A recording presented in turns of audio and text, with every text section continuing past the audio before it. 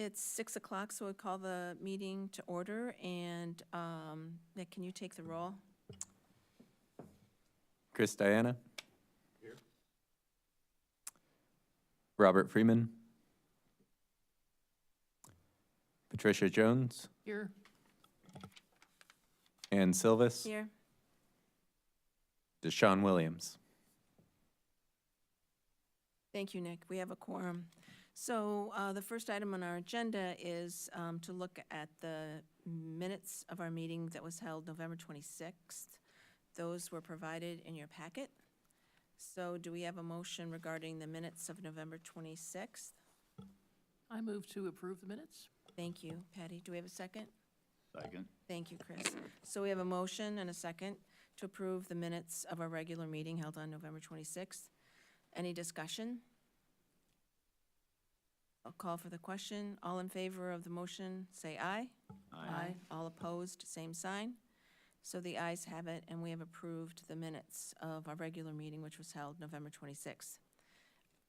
Are there any additions to our agenda for this evening? There are not. Okay, thank you. Any public input for the meeting this evening? Nope. Okay. And presentations, are there any presentations for this evening? There are not. Okay. So that takes us to the staff report. So Nick, I'm going to turn it over to you for the staff report. Okay. Yeah, I just have a few updates. I guess I just want to start by acknowledging that we are here to talk about federal grant programs. There's some uncertainty in the air on that subject. We in the grants division here probably know about as much as most of you do. We've not received any official guidance from HUD. So until we have more detailed guidance, we're just going to operate on the assumption that we're going to have these funds and we're going to keep getting CDBG and home allocations until further notice. So with that said, we are making progress towards the production of our next consolidated plan for our next 5-year period. That'll be 2025 through 2029. That'll also include next year's annual action plan for the 25-26 program year.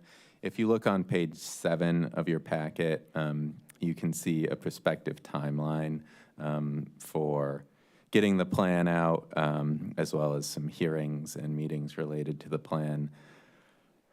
So as you can see on the 24th, that's our current target date for having a draft of the plan published. We're still feeling pretty good about that, really just putting some of the finishing touches on our draft at this point. And then Tuesday, February 25th, that is the date of our regularly scheduled CD Commission our regularly scheduled CD Commission meeting. So we figured we would try to schedule a public hearing for that same date. It has come to our attention, though, that's also election day. So if there are any conflicts, we do request that folks let us know about your availability pretty soon so that if we do need to reschedule that, we can do so. We do have to publish notices for public hearings in the newspaper 15 days in advance.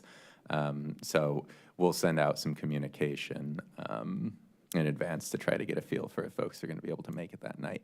And then on March 17th, we'll be presenting it to Committee of the Whole. And then March 25th, we will be bringing the draft back to CD Commission. That will be after the end of the public comment period for a formal recommendation vote. And then April 21st, we will bring it back to Committee of the Whole for an actual vote. And then it will have to go to City Council again for final approval. And then currently, May 16th is the deadline we're working with for submission to HUD. Generally, the deadline is 45 days before the start of the program year and the annual action plan. There have been circumstances where if Congress is delayed in budgeting and the allocations don't come out till later, then we have a bit longer. But for now, May 16th is the date we're working on, and then July 1st would be the start of the next program year and the next consolidated plan period. A few other updates. We do have a new grant available. Well, it's a second round of a grant that we had launched previously. This is the Housing and Homeless Innovations Program. This was initially launched in 2022 and provided grants from a few different sources, including City General Funds, Home ARP, and ARPA funds, funding a range of homeless services, including shelter, supportive services, and housing navigation. Generally, the eligibility is pretty similar. There's $1 million available in this cycle, and we are accepting applications for that until next Wednesday, February 5th. We are also expanding our youth services grant for the next funding cycle and renaming it the Community Services Grant. This is at the direction of council, who we're interested in broadening it to programs that we're serving low-income Urbana youth generally and not just youth. So that new funding cycle will cover the 25-26 program year, and we will start accepting applications for that on February 3rd, and the deadline will be April 7th. There's more information about both of those grant opportunities available on our website. I have an update that the point-in-time count that's conducted annually by the Continuum of Service Providers to the Homeless took place last Wednesday, January 22nd. Don't have any numbers to report yet. It takes some time to sort through all the surveys, remove duplicates. But just a heads up that that took place, and numbers will be available in the coming months. And then we have scheduled a date for this year's Neighborhood Cleanup Day. That'll be May 10th, 2025. Reminder that that's a program where households in our community development target areas are eligible for a program where we have a drop-off site where folks can bring items to be disposed of, and then households where someone is a senior or a person with disability are also eligible for a pickup at their house. So folks in our target areas can keep an eye out for mailing notices that'll probably go out sometime in March. And then finally, just wanted to touch on, since our last meeting, there have been some changes to the city website as well as folks' email addresses. Previously, the city website URL had been Urbana, Illinois, all spelled out, .us. It is now urbanail.gov. So if you're trying to look us up or if you're directing folks to our website, that's the one to use.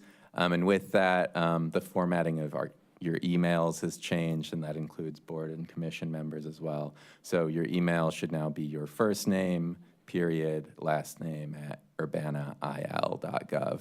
If you have not been getting emails, or if you're not sure if you're able to access your email, I'm probably not the person who can help you, but you can let me know, and I'll work with our IT department to make sure you're able to get access. So that's all I have for the staff report now. Any questions for Nick on the staff report? Just one question. On that community services grant update there, you said that was broadening eligibility, if I heard you right, to include lower income youth. Weren't they included before? So previously, it was our youth services grant.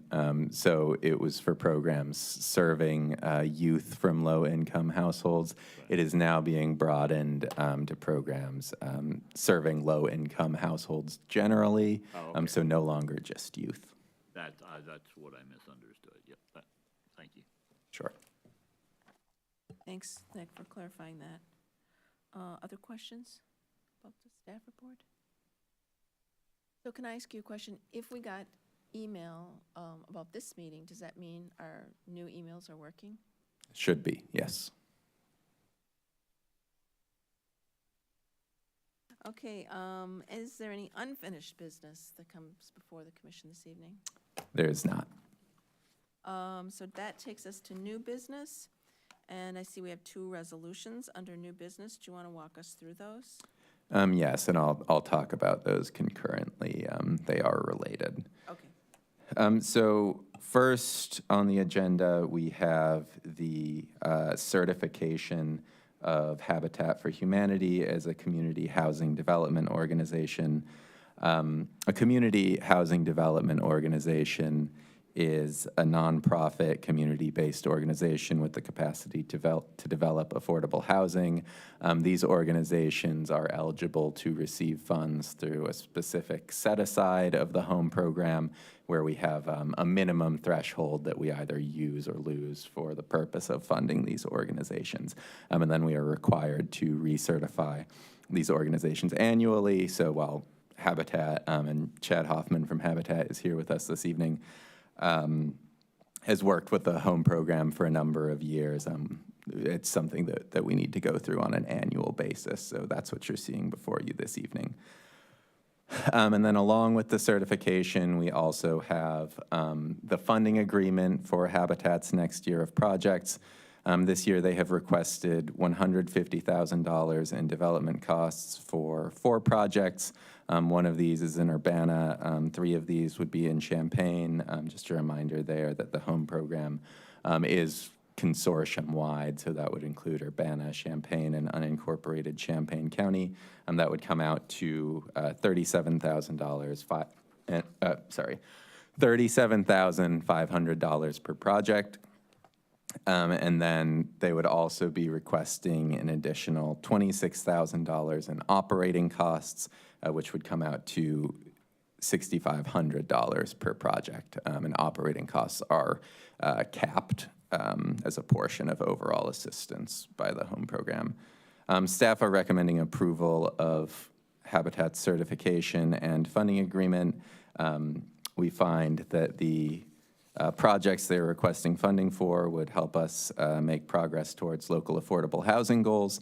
And Habitat just generally has a strong history of performance with the CHODO program, both in terms of producing units and adhering to program requirements. So that's a general overview, but I can take questions, and then if there are project-specific questions, Chad is also available. I do have a question. Could you say a little bit more about each of the 4 projects? Sure, I'll let Chad take it away. Thank you.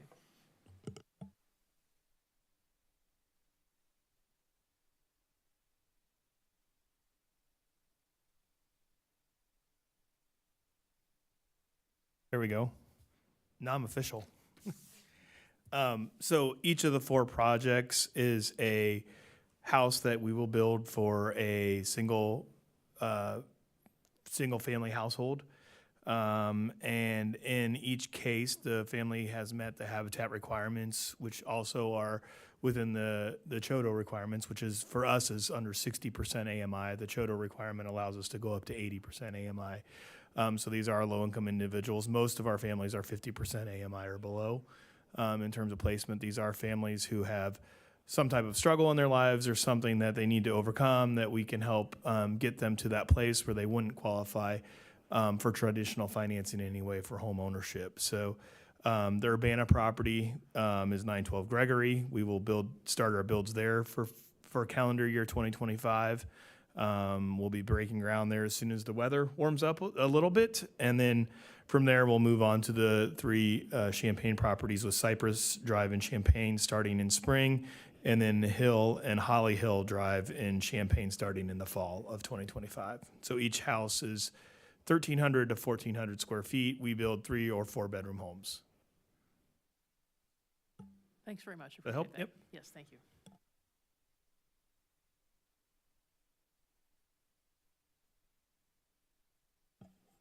Any other questions for Chad? Thanks for being here tonight. Well, you do have a question. None for Chad. But I'm just wondering on the math involved in these. I know we do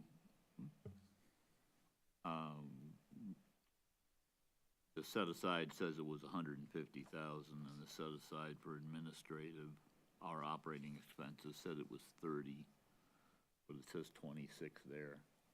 I'm trying to figure out how these compute back and forth to come to those. So it is $6,500 per project that they would be receiving in operating funds, which totals to $26,000 for this year's request. I believe the $30,000 that you may have seen elsewhere in the memo, I believe that may have alluded to It says for Chodo operating support, which is where I think Yeah. it normally. I think that might have been their operating funding from a previous year, but it should be the $26,000, and we can make sure that that's revised when this goes to council for Oh, yeah, final no approval. problem, they just didn't seem to match. there. Thanks for catching that. I think that the cap was $6,500 per project for the operating, so that's where that dollar amount came out. So if we had even 5 projects, which we don't, then we could potentially get up to that $30,000, but then it would be a little bit less per house. So Okay, that- That's so the correct. Cap operating. with I think that it's a also. double cap. It's a maximum cap, but also a cap per house, as I understood it, as was explained to me. Okay, makes sense. And thank you guys for your support historically of Habitat in our programs. It's been amazing, and we wouldn't be able to build what we build without this. So thank you.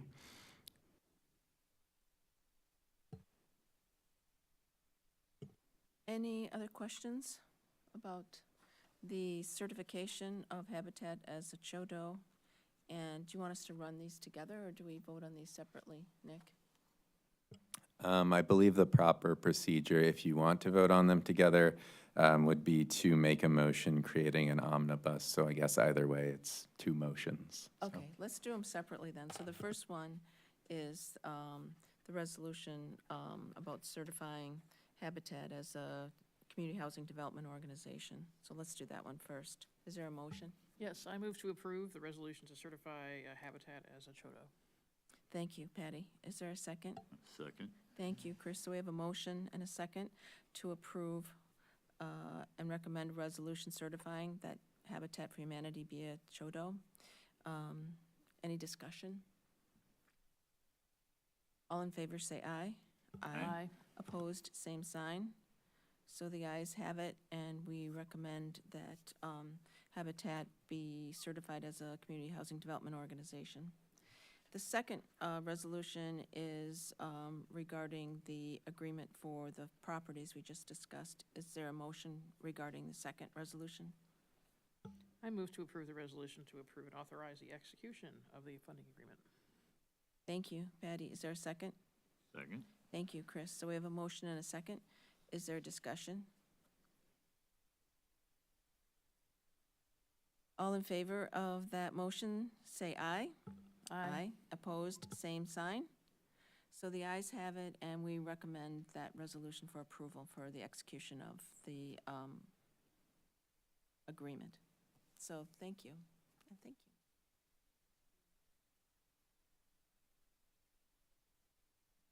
So is there any other business besides these 2 resolutions? There is Or- not. Okay, so having exhausted our agenda, we are adjourned. Thank you all.